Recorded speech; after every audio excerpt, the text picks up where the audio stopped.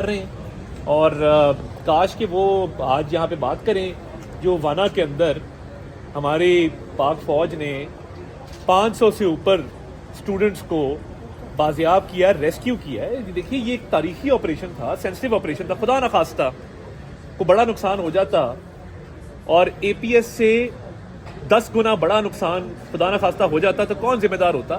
تو یہ الحمدللہ اللہ تعالیٰ کا فضل ہے کہ کل پاک فوج نے ایک ایسا آپریشن کیا جو سینسٹیو تھا. دنیا کی تاریخ میں یہ یاد رکھا جائے گا اور یہ پڑھایا جائے گا دنیا کی ملٹری اکیڈمیز میں کہ کس طریقے سے، کتنی مہارت سے ایک سینسٹیو آپریشن تھا جو کامیابی سے کل کنڈکٹ ہوا. اس میں ہمارے جو جوان شہید ہوئے ہیں ان کے لیے، ان کی درجات کی بلندی کے لیے دعا ہے.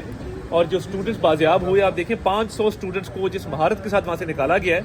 میں سمجھتا ہوں کہ جو ٹیررسٹ مارے گئے اور بڑے ایک بھرپور آپریشن ہوا، تو اس پہ ہم خراج تحسین پیش کرتے ہیں. آپ کی ملاقات کرائیں گے آج. کیا پیغام ہے دشمن کو اس حوالے سے؟